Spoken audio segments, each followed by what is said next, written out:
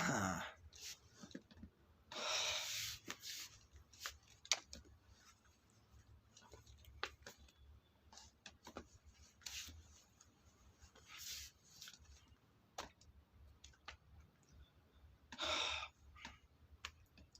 दोस्तों, मैं हिमांशु सिंह और आज मैं आपको सुनाने जा रहा हूँ पृथ्वीराज चौहान की कहानी।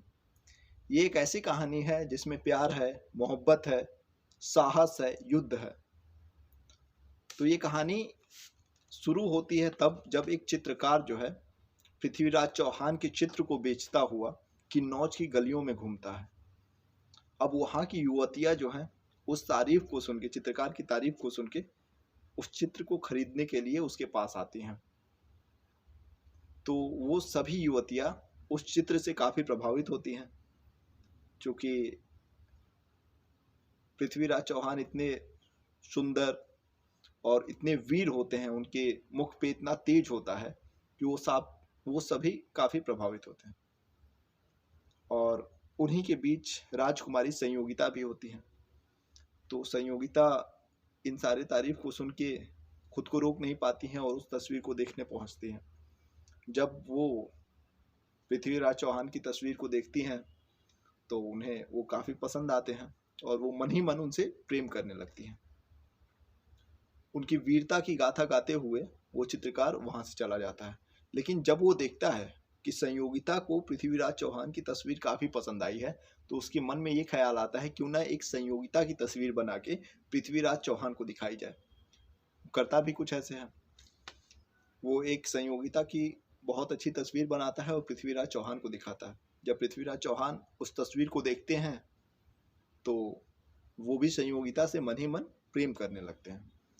अब इधर संयोगिता के पिता राजा जयचंद इनके स्वयंवर की तैयारी कर रहे होते हैं। अब स्वयंवर की तैयारी करने से पहले ये संयोगिता को अपने पास बुलाते हैं और पूछते हैं कि तुम्हारे मन में अगर कोई शासक है तो मुझे बताओ, मैं उसे इस स्वयंवर में आमंत्रित करूंगा। संयोगिता बताती हैं कि मैं पृथ्वीराज चौहान को चाहूंगी कि आप आमंत्रित करें। ये बहुत क्रोधित होते हैं। वो कहते हैं कि नहीं, वो हमारा शत्रु है, उसे हम आमंत्रित नहीं कर सकते हैं। अब इन दोनों के शत्रुता के पीछे की भी एक कहानी है, वो भी मैं बताना चाहूँगा। एक बार राजा जयचंद जो है एक यज्ञ कराते हैं। उस यज्ञ का नाम होता है कि राजसूया यज्ञ होता है, जिसमें ये होता है कि आप इस यज्ञ में सभी शासकों को बुलाते हैं। अगर वो शासक आ जाते हैं तो मतलब वो सहमत हैं कि आप सबसे बड़े सम्राट हो। तो इसमें सभी शासक आते हैं सिवाय पृथ्वीराज चौहान के। तभी से इन्हें लगता है कि पृथ्वीराज चौहान इनका सबसे बड़ा शत्रु है और वो इस स्वयंवर में पृथ्वीराज चौहान को नहीं बुलाते हैं, बल्कि उन्हें जलील करने के लिए वो एक ऐसी मूर्ति बनाते हैं जिसे द्वारपाल की जगह पर खड़ा कर दिया जाए, ताकि जितने भी शासक हैं वो आए और पृथ्वीराज चौहान का काफ़ी अपमान हो। जब ऐसा सुनती हैं राजकुमारी संयोगिता तो वो एक प्रेम पत्र लिखती हैं पृथ्वीराज चौहान के लिए, और वो उसमें ये लिखती हैं, अपने सखी के माध्यम से पृथ्वीराज चौहान के पास पहुंचा देती हैं। उसमें ये लिखा रहता है कि आप हमारे स्वयंवर में जरूर आइएगा, हम आपसे ही विवाह करना चाहते हैं और हम आपको मन ही मन अपना पति मान चुके हैं, हम आपसे बेहद प्रेम करते हैं। पृथ्वीराज चौहान को जब ये बात पता चलती है कि संयोगिता ने ऐसा लिखा है और उनके पिता ने एक ऐसी मूर्त बनाई है जिसे द्वारपाल के रूप में रखा जाएगा, तो वो कहते हैं कि ठीक है, अगर ऐसा है और संयोगिता वास्तव में मुझसे प्रेम करती है तो वो उस मूर्त को अगर वो वरमाला पहनाएगी तब मैं सामने आऊँगा, और इससे पहले मैं भीड़ में ही अपना भेष बदल के खड़ा रहूँगा। तो पृथ्वीराज चौहान अपने कुछ ही सैनिकों के साथ चले जाते हैं स्वयंवर में। अब वहाँ होता भी ऐसा है, संयोगिता सभी शासकों के पास से गुजरते हुए उस मूर्ति को जाके हार पहना देती हैं, और जब वो मूर्ति को हार पहनाती हैं तभी उसी वक्त पृथ्वीराज चौहान भीड़ से निकल के सबके सामने आते हैं और संयोगिता का हाथ पकड़ लेते हैं और कहते हैं कि संयोगिता ने मुझे अपना पति मान लिया और मैं इसे अपनी पत्नी के रूप में स्वीकार करता हूँ। अब किसी में अगर कोई साहस है तो हमें रोक के दिखाए, मैं इसे यहाँ से लेके जा रहा हूँ।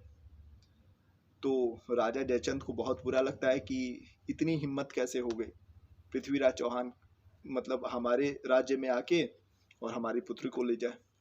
तो वो उनके ऊपर आक्रमण करते हैं। चूंकि बहुत वीर रहते हैं पृथ्वीराज चौहान, तो उन्हें रोकना तो बहुत मुश्किल रहता है। तो उनके कुछ सैनिक होते हैं, उनको बचा लेते हैं और पृथ्वीराज चौहान वहां से निकलने में सफल हो जाते हैं। अब जब पृथ्वीराज चौहान अपने राज्य पहुंचते हैं तो राजा जयचंद को बहुत ही बुरा लगता है कि मैं कुछ नहीं कर पाया, मैं रोक भी नहीं पाया उसे। तो ये एक षड्यंत्र बनाते हैं कि क्यों ना मैं मोहम्मद गौरी के साथ मिलके पृथ्वीराज चौहान अर्थात मतलब दिल्ली पर आक्रमण करूं और फिर पृथ्वीराज चौहान को आसानी से हराया जा सकता है। तो करते भी ये ऐसा है। और मोहम्मद गौरी के बारे में ऐसा कहा जाता है कि 16 बार लगातार पृथ्वीराज चौहान ने मोहम्मद गौरी को हराया है और उन्हें जीवन दान दिया है। मतलब वो मार सकते थे लेकिन उन्होंने छोड़ दिया मोहम्मद गौरी को 16 बार लगातार। अब 17वीं बार मोहम्मद गौरी आक्रमण करेगा, वो भी राजा जयचंद के साथ मिलके। तो राजा जयचंद और मोहम्मद गौरी एक दूसरे से संधि करके दिल्ली पर आक्रमण करने के लिए चल देते हैं। जब पता चलता है ये बात पृथ्वीराज चौहान को, तो उन्हें बहुत ही बुरा लगता है कि अपने धर्म के साथ इन्होंने गद्दारी की, अपने देश के साथ गद्दारी की, और ये कहते हैं कि मैं एक गद्दार को नहीं छोड़ सकता। वो मोहम्मद गौरी के साथ कैसे मिल सकता है। अब इन दोनों की सेनाएं काफी मिलके विशाल बन गई होती हैं। तो ये जब दिल्ली पर आक्रमण करने जाते हैं तो ऐसा लगता है कि पूरी दिल्ली को निगल जाएंगे। क्योंकि इस समय पृथ्वीराज चौहान की सेना उनकी सेनाओं के मुकाबले काफ़ी छोटी होती है। तो होता भी ऐसा है कि पृथ्वीराज चौहान उस युद्ध में हार जाते हैं और मोहम्मद गौरी पृथ्वीराज चौहान को अपना बंदी बनाने में सफल हो जाता है। और इसके बाद मोहम्मद गौरी से राजा जयचंद कहते हैं कि आप यहाँ की जितनी भी संपत्ति है वो रख लीजिए, लेकिन दिल्ली की गद्दी पर सिर्फ मेरा हक होगा। तो इस पर मोहम्मद गौरी कहता है कि तुमने अपने मुल्क के साथ गद्दारी की, अपने धर्म के साथ गद्दारी की, और तुम्हें क्या लगता है कि मैं तुम्हें ये गद्दी देने के लिए मतलब इस युद्ध में तुम्हारा साथ दिया था? मुझे किसी भी हाल में पृथ्वीराज चौहान को हराना था और ये तुम दोनों की फूट का मैंने फ़ायदा उठाया। और मोहम्मद गौरी इनको बंदी बनाता है और कहा यह भी जाता है कि वो इनके पीठ पर गद्दार लिख के इन्हें मार के वहाँ चौराहे पर टंगवा देता है, बीच चौराहे पे। और राजा जयचंद को इतिहास में सबसे बड़ा गद्दार इसीलिए कहा गया है कि वो पृथ्वीराज चौहान को धोखे से हराने में मतलब मोहम्मद गौरी का साथ देते हैं। अब यहाँ पर बात ये आती है कि अगली सुबह मोहम्मद गौरी पृथ्वीराज चौहान को अपने दरबार में बुलाते हैं। कहते हैं कि आपको अपना धर्म परिवर्तित करना होगा। तो इस पर पृथ्वीराज चौहान बहुत ही नाराज होते हैं, बहुत क्रोधित होते हैं। कहते हैं तुमने ऐसा सोच भी कैसे लिया कि मैं राजपूत होकर अपना धर्म परिवर्तित कर दूंगा। तो ये कहते हैं कि अपनी निगाहें नीचे रखो और अपनी आवाज़ थोड़ी नीचे करके बात करो, तुम हमारे गुलाम हो। तो ये कहते हैं कि मैं तुम्हारा गुलाम नहीं हूँ, तुम चाहो तो मेरी जान ले लो, लेकिन मैं तुम्हारी गुलामी नहीं करूँगा और ना ही मैं अपना धर्म परिवर्तित करूँगा। इस पर ये अपने सैनिक से कहते हैं कि इसकी दोनों आंखें एक दो रॉड गरम करके इसकी दोनों आंखें फोड़ दो। और वो सैनिक ऐसा ही करता है और इनकी दोनों आंखें निकाल दी जाती हैं और इन्हें अंधा बना दिया जाता है। अब वहाँ पे पृथ्वीराज चौहान एकदम असहाय हो जाते हैं और फिर उन्हें काल कोठरी में डाल दिया जाता है। अब यहाँ पर इनके एक मित्र होते हैं चंद्रवरदाई, जो कि बहुत मशहूर कवि होते हैं उस समय के। तो इन्हें रहा नहीं जाता है, पृथ्वीराज चौहान के ऊपर इतनी यातनाएं होती हैं। तो ये चले आते हैं अपने मित्र से मिलने और ये मोहम्मद गौरी को कहते हैं कि तुमको 16 बार लगातार जीवन दान दिया मेरे मित्र ने, और एक बार तुमने उसे हरा दिया तो तुम मेरे मित्र को इतनी यातनाएं दे रहे हो।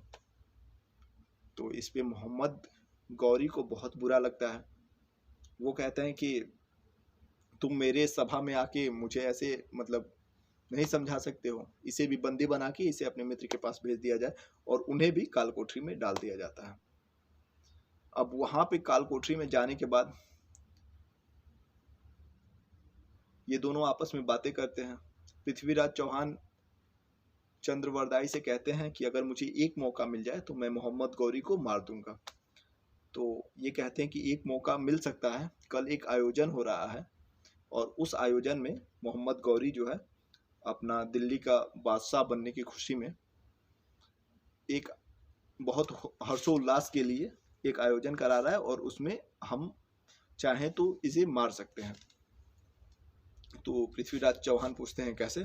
तो कहते हैं कि एक प्रतियोगिता होगी तीरंदाजी की, जिसमें मतलब तुम्हें महारत हासिल है और शब्द भेदी बाण तुम्हें चलाना आता है, तो तुम सिर्फ आवाज को सुन के चाहो तो मोहम्मद गौरी को मार सकते हो। तो पृथ्वीराज चौहान को एक मतलब आशा की किरण नजर आती है और वो कहते हैं कि ठीक है, होगा, ऐसा ही होगा। और कहते हैं कि अगर हम दोनों इस काम में सफल होते हैं तो तुम मुझे मार देना, मैं तुम्हें मार दूंगा और हम एक दूसरे को खत्म कर देंगे ताकि हमें कोई दुश्मन ना खत्म कर सके और हमें कोई यातनाएं ना दे सके। होता भी ठीक ऐसे है। और जब पता चलता है मोहम्मद गौरी को कि उनका शत्रु यानी कि पृथ्वीराज चौहान इस प्रतियोगिता में भाग लेना चाहते हैं, तो वो बहुत खुशी से उन्हें आज्ञा देता है कि देखा जाएगा एक अंधा कैसे तीर चलाता है।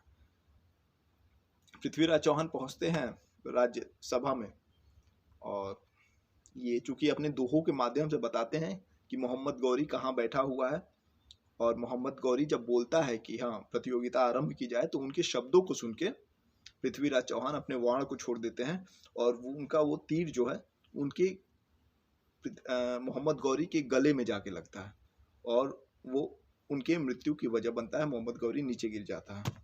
तो इस तरीके से पृथ्वीराज चौहान अपने शत्रु को मारने में भी सफल होते हैं। और इसके तुरंत बाद चंद्रवरदाई पृथ्वीराज चौहान को मार देता है और पृथ्वीराज चौहान चंद्रवरदाई को मार देते हैं। ये दोनों लोग भी वहीं खत्म हो जाते हैं। तो ये थी पृथ्वीराज चौहान की वीरता की कहानी, जो कि काफ़ी सराहनीय है और बहुत सीखने लायक है, बहुत साहस है इनके संपूर्ण जीवन में। तो आपको ये कहानी कैसी लगी आप कमेंट बॉक्स में बता सकते हैं, और अगर ऐसी कोई भी कहानी सुनना चाहते हैं तो मुझे सजेस्ट कर सकते हैं। मैं आपका अपना दोस्त एक्टर हिमांशु सिंह ऐसे ही आपके लिए वीडियोस लेके आता रहूँगा। बहुत बहुत धन्यवाद वीडियो को पूरा देखने के लिए।